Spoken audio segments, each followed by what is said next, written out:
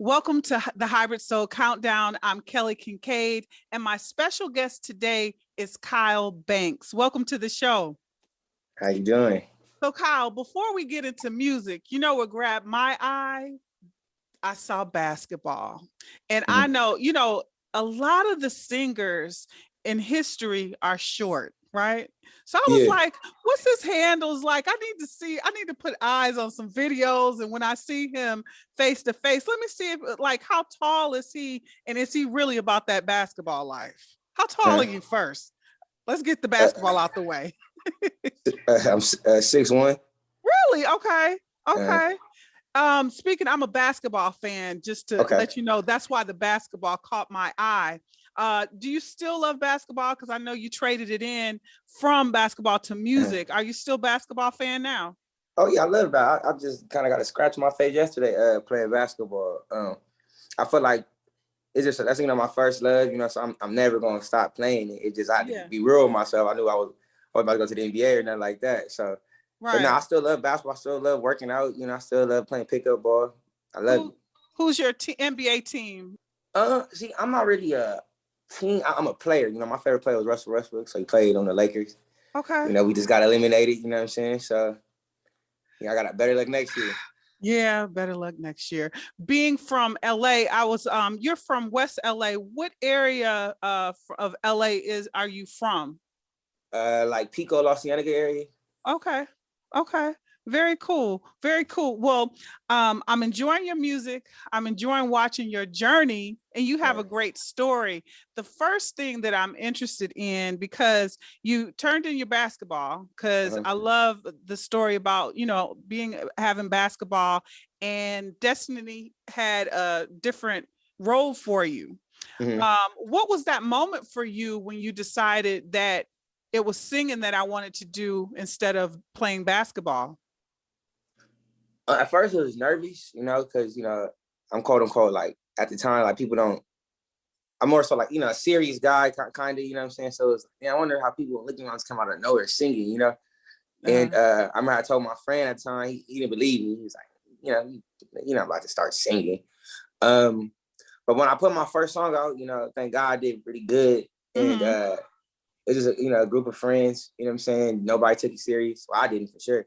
And I remember I made a transition. I was just like, like I like basketball, but do I see myself doing that forever? Like, nah, So just one of them situations that I'm only have to be real with yourself. And I love music. I always did music my whole life, as far as not serious, but rather I'm singing this or I'm writing, just having fun. I used to like writing poems and shit, like stories and shit in class. And I was always in like honors, English and stuff like that. So I grew accustomed to writing stories and making images, with out of just writing and saying and making people kind of trying to make people see what I'm talking about, without actually having a film or image, Right. So but when I finally decided to do music, I was more so excited. I was very excited. It was one of the situations where it's like I've been waiting to do this. I didn't want to do it, but I'm about to do it, so I'm excited. That's cool. What was it that kept you staying on this path, as far as not second guessing yourself? Really, honestly, just accolades. I made a joke with my friend. Like I said in the previous interview, like I wasn't like a Kobe or a LeBron, but I held my own, right? But saying that, I didn't get like accolades, I didn't get VPs, I didn't get the whole treatment. But with music, I got a lot of those. I got accolades, I got recognition, and literally every year, it was growth. It was growth rather from just getting a new studio, or now I'm in this studio now I'm working with him and him. Now I'm working with him, and I got my first label attention. So it was just the excitement of the growth, really. I can only imagine too, in your household, your parents sound like they have a great ear for music too. I love that you memorized, what is it, Jaheim's Ghetto Love. Jaheim, Ghetto Love. I had to go back and listen to that album, and he had some hits. For you, what was the first song you memorized? What gravitated to you when you were learning that full album? I think it's Ghetto Love. Ghetto Love. The song Ghetto Love, yeah. Okay. And then, huh? Go ahead. And Then. then I think it was think it was a song called Amazing on there. Mm-hmm. You know, but at first I like, you know, I was just listening for you know, for a reward. You know, at first I wasn't listening for the music, you know, I was a Right. kid. You know, shit. That's when Ed Hardy was popping. You know, my pops told me, you know, if I memorize the whole album, I get an Ed Hardy jacket. You know, and I was fly back then. I Right. took my ass home every day and played that shit about 4-5 times. I was gonna get that jacket. I had that jacket probably about after he said it, probably like 2 weeks after he said it. You know. Right, right. Well, Mm-hmm. Jaheim, that's a great album to memorize. Ghetto Love. Wouldn't that be something for you to do a remake with Jaheim? Man, That would I be a would love to great work with story, Jaheim. right? Right, I would love to work with Jaheim. I can honestly say he's the reason I honestly can say I really my first dibble and dab in music. You know what I'm saying? That's beautiful. How are your parents embracing your musical career right now? They love it. You know, my mom more so.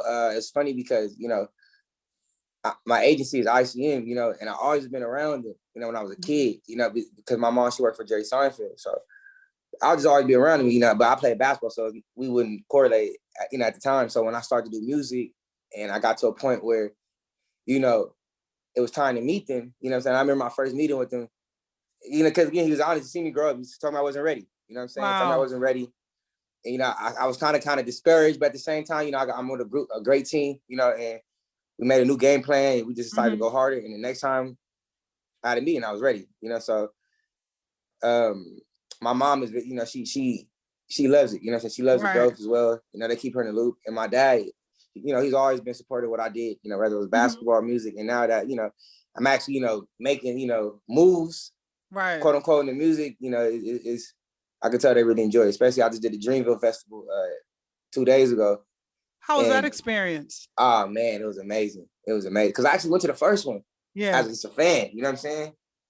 In 2019 to support my boy Kaz. And I mean, just to do a whole turnaround on performing at the next one is just crazy, you know. That's amazing. You're building your testimony for artists that maybe are second guessing themselves just to stay the course and just listen to that inner being saying just keep going, keep going.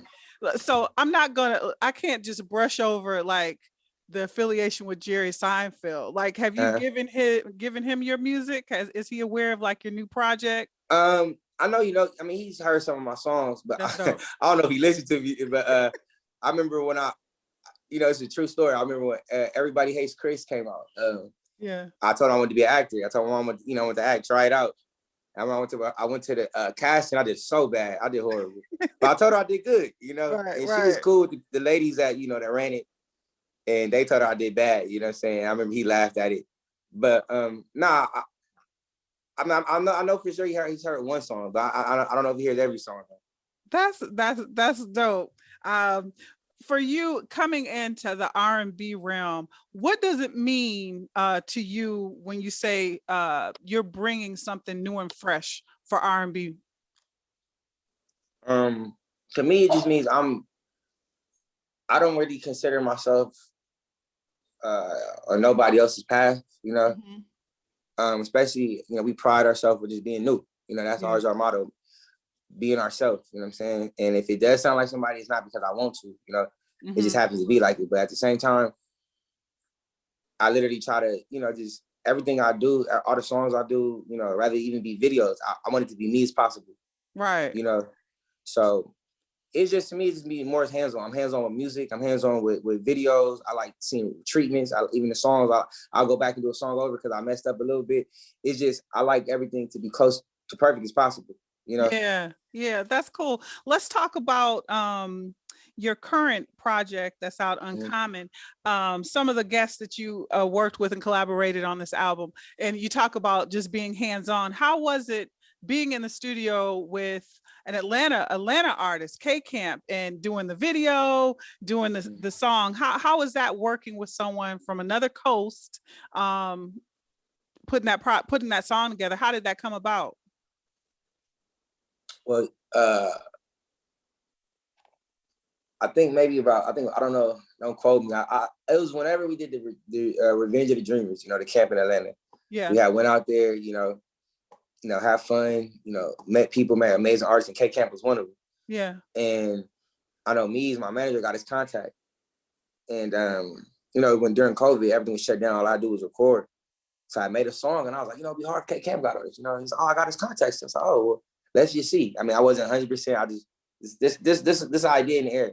Right. And he got back to us. He said he'll do it. And it was amazing, and he had sent his verse off. So when I finally met him was when we did the video, which was in Atlanta. And it was a cool guy, you know what I'm saying? It just, you started to see like people, no matter where you at, if you have a love for music, it's gonna show, and it was just dope meeting him. And, he's not somebody that I'll be like, oh, he just on the song, I don't listen. I really genuinely listen to him, Yeah. So it was just amazing. I love looking at his blueprint as far as just his rise. And even him as a person, business wise, as far as expanding you as an artist, is something as far as you having your own company? Is that something that you see yourself doing? Yeah, of course. Yeah, cool. We're talking about the uncommon, but when we go back to your first project, Greenlight, how do you feel like you've grown from your EP to this project now? I feel like, just more comfortable. Cadence, wordplay, got more confidence to try new stuff, new songs, new kind of beats. So that's why it just comes down to more confidence. That's dope. And, that's dope. Yeah. Well, one of my favorite songs is Bad B. What's your qualities for a bad B? What's the qualities like even before you start putting the pen to the pad? Yeah. I feel like everybody a bad B, as long as, a woman, respects herself, and holds herself, what I'm saying, to, the highest, and knows her value and worth, you a bad B. That's what a bad B is, Okay. So it's not really how you look, it's how you carry yourself, what I'm saying? Okay. Well, how you feel about yourself. Okay. Are there any celebrities or artists that you consider are bad Bs that could fit in here? Like who? Beyonce, we gotta go with the Queen, right? Of course. Rihanna, she got her whole business going. I mean, it's a lot of them. It's a lot of them. It's literally a lot of them, It's a lot of them. That's cool. Is it autobiographical? Do you have a special bad B in your life? Yeah, everybody, all the beautiful women, all the beautiful women out there. That's a good answer. All the beautiful women out there. That is a good answer. I want to talk about working with some of the artists on the current project, Uncommon. Bino Rideau. How is that working with him on that single, on it? That's a genuine guy, man, dope guy, man. Yeah. When I first met him, because he's also on Greenlight, Yeah. And first time I met him was in the studio, it was a natural vibe, it's cool. Cool people. And then again, I seen him when we did the other song for Uncommon. Yeah. On me, and that was, again, it was just more so like, this cool dude. And same thing with, and it's hard come by genuine people. You know what I'm saying? Especially in this industry. You know what I'm saying? So it was just dope having another cool dude. You know what I'm saying? And tell me a little bit about Demar Jackson. It's funny because when I first did a song with him, it was with my boy Garen. Shout out Garen. And I was like, who is this on this? Like, you know what I'm saying? Because when I thought it was just gonna be me and Garen, and he added somebody, I was like, who is that? Right. And so I instantly, connected with him, like, hey man, I don't know you, but I just want to tell you, like, as an artist, you're dope as hell, bro. Like, I would love to work with you. And, and he reciprocated the same energy. And when the time came, I heard the song, I said, it'd be dope if we got Demar on the remix. So that's how, and he's from Atlanta as well. Dope. What about the Blue Bucks clan working with? Yeah, they dope too. I was actually in the studio when they recorded, and it was just dope really seeing them work. You know what I'm saying? Like, it's one thing to hear somebody, but when you actually see them, it's like, putting their bars together and working, like how they record is even cool. Like they record together, Right. So it was just dope as hell. LA is just having I feel like even more big explosion of artists, and I love just the camaraderie of you all working together. Yeah. Because it's you, Blast, who else have I spoke with? A few other artists. Being from LA, how do you feel like representing your sound in an artist like all over the world? What does that mean to you? I feel like right now LA is quote unquote back as far we starting to get attention. As Yeah. far as musically, you know, like you said, we got I know Roddy's from Compton, but just even California, you know, we got the Roddies, you know, we Blast, like you said, Bino, Kailyn, for real, you know, Blue, but it's a lot of artists that are making a lot of noise from LA, you know. Yeah. And it's dope. I feel like it's an amazing time, especially to be from LA to make music, you know. So Yeah, I'm just, you know, happy to be part of it. You talk about Kalan, for real. How was it opening up for him on his tour and just working with him in general?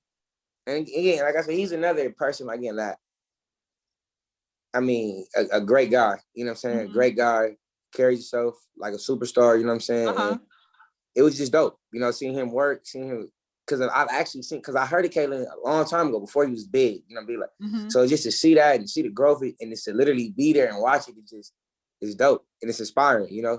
Absolutely. So I thought we, you know, my team, we had an amazing time, you know, I got to travel with my friends, you know, from city to city, doing something I love and we, you know, just killing shows. So I love it. How do you like touring and being on the road? Oh, I love it. I love it. Is there a I love it. certain city that's kind of grasped you so far, like, I need to go back there? I feel like all the cities, you know, and the best part about being right now and my stage is just nobody, I mean, not nobody, but a lot of people, I'm not called it the biggest artist yet, you know, so every night it was to prove something, you know, and I took it, you know, I took it personal. So every night we perform, I wanted to do my best. You know, our motto was to get more fans. Yeah. To get more fans. And like I said, I just took it personal. So, and I feel like we did that very successfully. I'm curious as far as your career has started, and you are an artist that social media has plays a great part. Like, you connect with your artists or with your fans. The story of you meeting your managers, you all connected on social media? Social media. Wow. Social media. Okay. So with your fans, how do you interact with them now? Is there like a daily thing? How do you interact with your fans? I mean, I repost, you know, I repost all that stuff. I comment, thank you, you know, I always show them, you know, I'm appreciative, you know, because they don't have to listen to me. So I'm really, you know, I appreciate that. And, you know, we try to do giveaways and, you know, just be more so just, you know, hands-on. Again, like I tell, I like being hands-on and, you know, just really be on it. Tell me I don't the want people story. to see me as bougie or nothing like that. Right. And tell me the story about your meeting your managers online or on social It's funny media. because I've seen them in person before, but we have never said nothing to them ever, you know? And one of my best friends was actually telling me about Louis one time. And he was like, you know, Louis is crazy, you know, like crazy producer, right? So one day Louis had hit me up and he was just like, you know, I really like one of the songs you put out, like the video. I would love to work with you, you know? And I was like, yeah, hell yeah, I'm already a fan of you, you know? So when I went there, that's when I met Nees. And I mean, we made a song that day, you know, we got to work literally that day. So, and that's what I like. You know, I always like, again, I like really working. I love working, you know? And so when I met them, it wasn't no bullshit. We talked, told them what they can do and what their vision for me is and what my vision is for myself. And it correlated, you know, it was perfect. And then we, you know, made a beat and we recorded. So from then on, it was history. That's special. That's very special. My last question to you, what advice could you give an up and coming artist that, you know, really doesn't know what to do and how to get their music out? And I would tell them, like, you know, and I have some of the conversations because a lot of people get discouraged. A lot of people feel like, you know, but they just put it's like gambling. They just put all their bets on this one song. And if it don't go crazy, you know, it's over with, you know? And I would just tell them, you know what I'm saying? Really focus on your craft, you know what I'm saying? Focus on being, you know, in the long run. Don't focus on the home run, you know what I'm saying? So I'll just tell people, just keep going. Just keep going. It's gonna happen. I love that. I love that. Well, I want to thank you, Kyle Banks, for joining the Hybrid Soul Countdown. All the best to you. I'm looking forward to more music and looking to get deeper into the Uncommon project. I feel like you're in the studio, so you probably got some more bangers coming out to us soon. Come on, You know? it's coming. It's coming. Well, thank you. Thank you. And I look forward to having you back, you know, and we talk about your Grammys and other great Come things on. that's coming. Okay. We're going to It's put that coming. out there. Okay. Thank you so much.